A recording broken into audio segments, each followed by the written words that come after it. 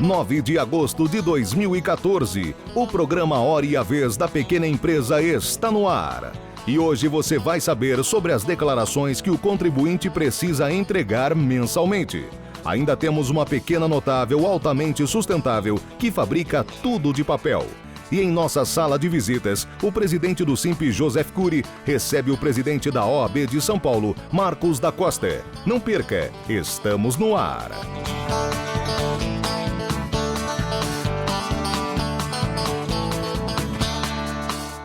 É muito comum o empresário se preocupar com as declarações anuais, aquelas que são entregues no primeiro semestre do ano.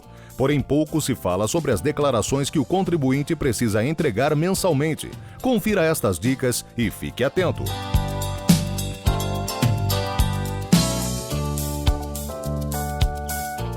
Primeiramente, vamos falar sobre a DCTF, que é a Declaração de Créditos e Débitos de Tributos Federais, que era uma declaração que até julho desse ano, para os contribuintes que não tinham movimento, ela era de cunho anual. Então, se entregava em dezembro informava que não houve movimento e aí a Receita Federal entendia que aquela empresa estava regular. A partir de julho de 2014, essa declaração, independente da empresa ter ou não movimento, passou a ser mensal. Ou seja, se em um mês o contribuinte esqueceu da entrega porque não teve movimento, não comunicou seu contador ou seu contador por não ser tão diligente não efetuou a entrega da mesma, esse contribuinte já está incorrendo na ausência de certidão negativa de débitos e mais ainda, numa multa que inicialmente é na ordem de R$ 250.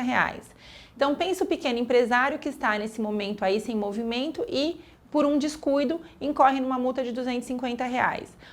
Então, a entrega de declaração mensal é tão ou mais importante do que a entrega anual, porque ela também traz muitos empecilhos para o contribuinte ao longo do exercício de sua atividade. Outra declaração que a gente não comunica muito, mas que também é mensal, é a declaração de faturamento do Simples. O Simples ele é calculado direto no site da Receita Federal, através de uma senha que o contribuinte tem acesso. E o contribuinte que no mês não teve faturamento, ele é obrigado, da mesma forma, a entrar no site, comunicar a ausência do faturamento e entregar essa declaração eletrônica para a Receita Federal.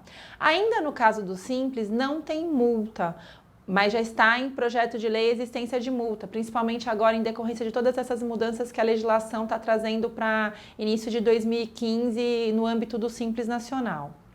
O importante mencionar é que a ausência de entrega dessa declaração, ainda que sem movimento, para o contribuinte do Simples Nacional também traz empecilhos como travar o sistema e evitar que o contribuinte possa calcular normalmente o seu DAS no mês seguinte. Ou seja, a manutenção regular da empresa perante o fisco é uma atividade diária, mensal e não apenas anual. Nós temos sido muito procurados por empresas que estão sem movimento ao longo do exercício de 2013 e que não efetuaram as regulares entregas de declarações em 2014. E essas empresas, mesmo na hora de fechar, elas são envoltas por pagamentos de multas, pela burocracia do nosso sistema efetivo. Não custa deixar uma dica que tem que consultar sempre um profissional ligado a essa área para evitar multas e dissabores futuros.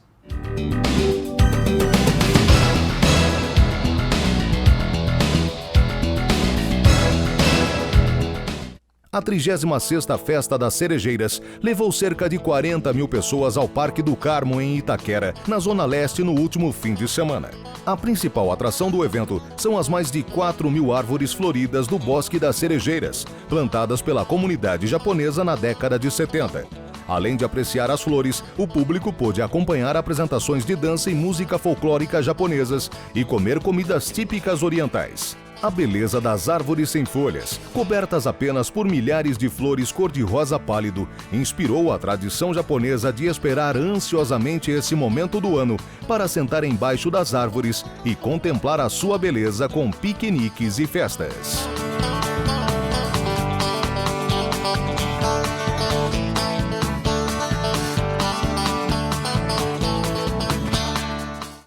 Há quase 20 anos no mercado, esta pequena empresa de Guarulhos é especializada na produção de diversos itens em papel.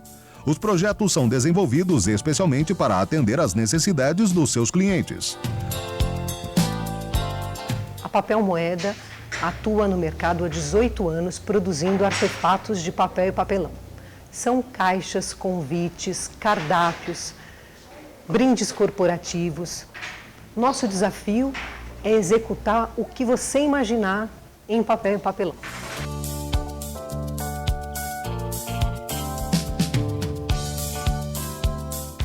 Quando uma empresa, numa ação de marketing, precisa falar para o seu cliente, precisa presentear o seu cliente, a nossa embalagem vem agregar valor, ela acrescenta, ela conversa com o cliente. Segundo a empresária, é no mês de agosto que suas vendas aumentam.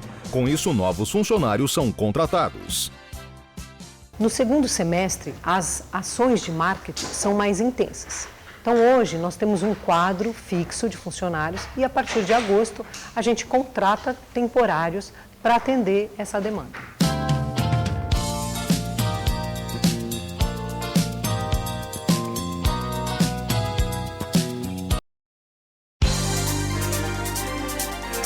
Você está assistindo o programa A Hora e a Vez da Pequena Empresa.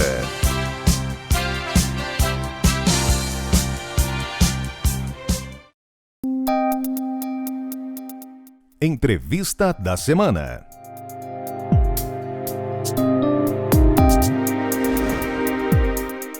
O nosso convidado de hoje é o Dr. Marcos da Costa, presidente da Ordem dos Advogados do Brasil, OAB, Seccional São Paulo. É um prazer tê-lo conosco, presidente. Prazer é todo meu, Cury, participar do seu programa, que é uma referência para todos nós. Muito obrigado, você, como sempre, muito gentil. A OAB cuida de temas muito pesados que mexem com a vida das pessoas. E uma delas é a justiça. Como é que o senhor vê a mudança ou não do Supremo Tribunal com a saída do ex-presidente Joaquim Barbosa? Cury, separar o nosso presidente Joaquim Barbosa sobre dois aspectos. Um como jurista, extremamente preparado, é alguém que, enfim, tem uma vida aí de serviços prestados à justiça, foi do Ministério Público, começou na advocacia. Isso não se contesta. Os votos são bem fundamentados e, participando do órgão colegiado, as suas divergências é um processo natural. A outra faceta da presidência do ministro Joaquim Barbosa foi a forma como ele conduziu o Supremo Tribunal Federal. Aí existem algumas críticas, algumas ponderações. Ele enfrentou, sem a habitual cordialidade, urbanidade, os seus pares, quando algum dos demais ministros apresentava uma manifestação diferente do pensamento dele. Ele não tinha capacidade democrática de ouvir. Ele pode aceitar ou não aceitar um voto, mas não faltaram diversas situações, ele conduzindo a presidência do Supremo, ou mesmo como presidente do Conselho Nacional de Justiça, que o presidente do Supremo também preside. De forma que é preciso separar essas duas condições do ser humano. Ele é um ser humano, claro, com as suas qualidades e com os seus defeitos. As qualidades precisam ser exaltadas, de um grande jurista, e o defeito, me parece, é não ter conseguido conduzir as sessões do Supremo Tribunal Federal, principalmente em processos que eram de interesse social maior e, portanto, já tinham um ambiente de estresse naturalmente já formado, não saber conduzir o Supremo Tribunal Federal com a nobreza que se reclama de um presidente de um Supremo Tribunal Federal, a maior corte do país e presidente de um dos poderes da República. Bem, como é que o senhor encara a morosidade de um processo? É um tema relevantíssimo, é preciso chamar a atenção da sociedade para isso. Nós estamos falando de um judiciário que no Brasil tem mais de 90 milhões de processos, mas em São Paulo, o Tribunal de Justiça de São Paulo, são algo próximo de 20 milhões de processos, na primeira instância, e mais algo em torno de 800 mil processos no Tribunal de Justiça. Dos 20 milhões de processos, algo em torno da metade, 9 milhões de processos, quase metade dos processos, diz respeito a execuções fiscais, ou seja, cobrança que o poder público, no âmbito municipal, estadual ou federal, faz do cidadão, notadamente em relação a tributos não pagos. Metade dos processos, basicamente, são dirigidos a execuções fiscais. Da metade que sobra, algo em torno de 20%, também conta com a participação do poder público, quer como autor, quer como réu. Então nós temos um judiciário cujo maior demandante, maior, entre aspas, consumidor dos serviços forenses é o próprio poder público. Esse é um problema gravíssimo e esse é um problema que tem que ser resolvido de imediato. De outro lado, dos processos que restam, nós temos um judiciário que ao longo do tempo foi... Perdão, voltar um pouquinho. 88, a Constituição de 88, a Constituição Cidadã, outorga diversos direitos aos cidadãos. As liberdades, direito à moradia, à saúde, à previdência, etc. Depois da Constituição de 88, nós tivemos uma reforma muito grande na base legislativa. O Código Civil alterou, nós tivemos a promulgação do Código de Defesa do Consumidor, do Estatuto do Idoso, do Estatuto da Criança e do Adolescente, enfim, uma grande reforma da base legislativa e toda essa reforma assegurando direitos ao cidadão. Uma ampliação da demanda pela justiça. Só a OAB, num trabalho que tem há 30 anos com o poder público, antes com a Procuradoria do Estado e agora com a Defensoria Pública, por ano, só a OAB atende mais de 1 milhão de pessoas carentes, fazendo com que essas pessoas tenham acesso à justiça. Então nós tivemos uma ampliação de direitos, nós tivemos uma abertura no acesso à justiça, e aí nós chegamos no terceiro ponto, que é o Poder Judiciário não ter acompanhado, em termos de estrutura, esse aumento de direitos e esse aumento de acesso à justiça. Há algo em torno de 10 anos atrás, mais ou menos isso, o orçamento do Poder Judiciário correspondia a 5,6% do orçamento geral do Estado. A fatia que competia ao Poder Judiciário em relação ao Poder Executivo e o Poder Legislativo, no orçamento geral, era algo em torno de 5,6%. Lutava a ordem à época para que esse orçamento chegasse a 6%, que é o que é previsto na Lei de Responsabilidade Fiscal. Hoje, o orçamento do Judiciário chega a 4,2%, ou seja, o próprio orçamento do Judiciário foi caindo ao longo dos anos, enquanto que a demanda pelos serviços forenses foi aumentando. Isso desestruturou o Judiciário. Nós temos hoje vários cartórios pelo Estado inteiro, que era para ter algo em torno de 18 servidores por cartório. Não raramente nós encontramos algo em torno de 3, 4 servidores no cartório. Os magistrados, que era para ter uma média de 4, 5, 6 mil processos cuidando, não raras vezes a gente encontra magistrado cuidando de 20, 30, 40 mil processos. E só para exemplificar nas comarcas menores, o juiz hoje entra naquela que é chamada primeira instância, né? Nós temos a entrância inicial, a entrância intermediária e final. A entrância inicial, o juiz entra, começo de carreira, e fica lá 2 meses, 2, 3 meses, sai e demora mais 6 meses para vir um novo juiz. Ou seja, em termos de estrutura do Poder Judiciário, é uma estrutura extremamente precária, ainda mais para atender a essa demanda. Nós temos buscado trabalhar junto... O que o senhor aconselha para as pessoas que estão nos assistindo resolver esse problema? Conciliação é um caminho? Nós temos algumas questões. A primeira delas é resolver esse problema da alta litigiosidade do poder público.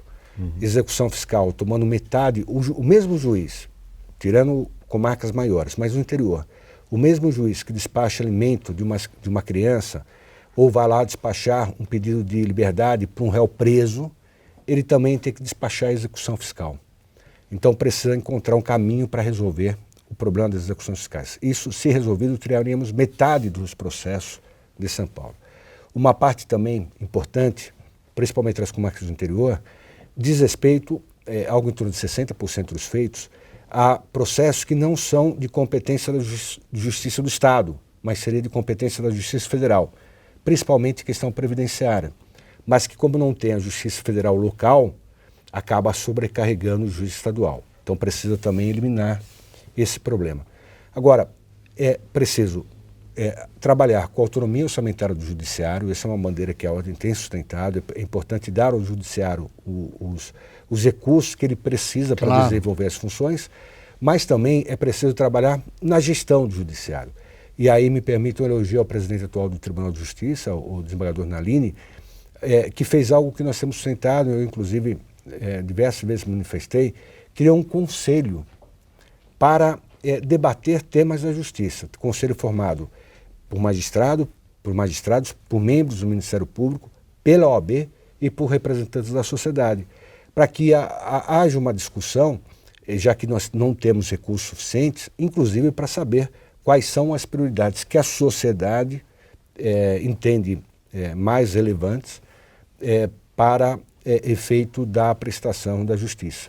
O doutor Nardini nos honrou muito participando do nosso programa, falou das grandes dificuldades do judiciário e realmente é um homem de grande visão, a quem nós desejamos sucesso na sua gestão. Bom, em função de tudo isso, como é que é a vida do advogado? Muito difícil, porque o advogado ele tem um caráter evidentemente profissional, claro. Ele precisa do andamento do processo exclusivo para receber a sua remuneração. Claro. E também tem um lado, que também é profissional, mas um lado mais pessoal, porque o advogado carrega a angústia do seu constituinte, do seu cliente. Então, quando chega a ele, por exemplo, uma situação em que se reclama uma intervenção imediata do Poder Judiciário, uma liminar, e ele leva ao Judiciário aquela angústia do cliente e não vê sequer despachado, deliberado, decidido aquele pedido que é urgente, ele somatiza essa sua verbalização, porque ele é a voz do cidadão perante o Judiciário. De forma que nós, evidentemente, sofremos, não é um quadro que diga, que beneficie ninguém. Às vezes se entende, o advogado, é bom que o processo demore, é uma visão absolutamente equivocada do papel do advogado. O advogado quer ver a solução do litígio. O advogado é um instrumento da paz. Quando ele vai ao judiciário, ele vai buscar no judiciário a solução de um problema que lhe é trazido pelo seu constituinte. De forma que quanto mais tempo se prolonga o litígio, mais tempo a situação de litígio permanece e, portanto, demora mais para que o advogado cumpra o seu papel social, que é ser instrumento de paz social daquele litígio que é colocado nas suas mãos. Existe hoje, me parece que no Senado Federal, a PEC dos recursos. Qual a sua avaliação dessa PEC?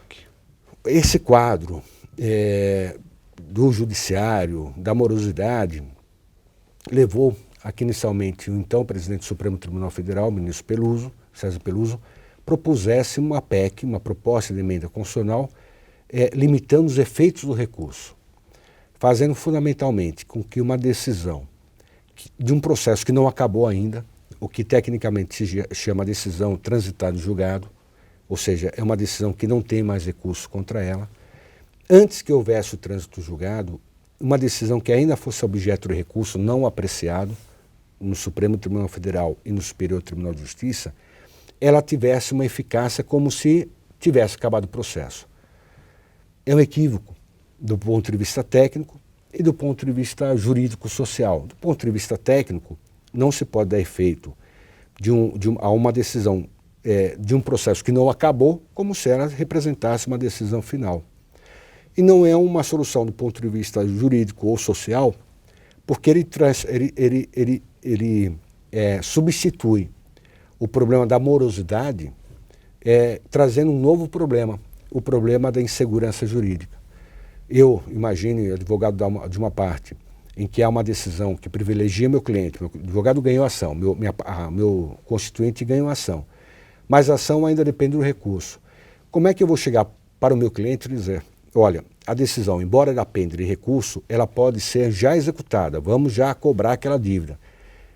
E essa decisão, eventualmente, possa ser modificada pelo tribunal depois, e meu cliente, que tinha uma sensação de uma justiça mais rápida, ter que restituir. Uma injustiça. Exatamente, restabelecer aquela situação jurídica, muitas vezes situação econômica, que ele foi beneficiado por uma sensação de que o processo tivesse acabado.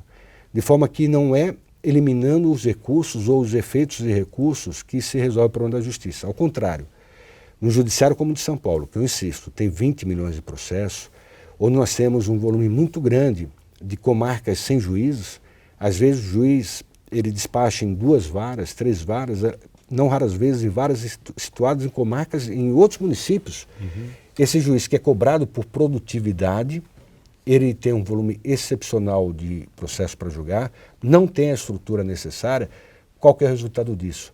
Certamente esse juiz vai cometer mais equívocos do que se ele tivesse um processo, um número menor do que processo, uma estrutura mais adequada. Tivesse tempo para estudar. E tivesse tempo para estudar.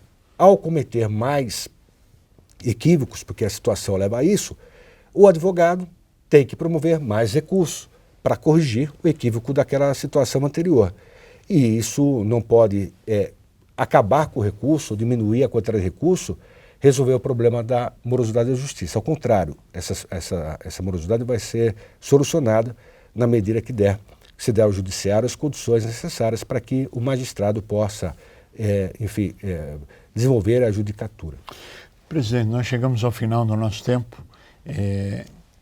Queremos agradecer muito a sua participação, desejamos pleno êxito à sua gestão na OAB e que a justiça possa estar ao alcance de todos. E a você que esteve conosco, nosso mais profundo agradecimento, com a certeza que estaremos juntos na semana que vem. Até lá!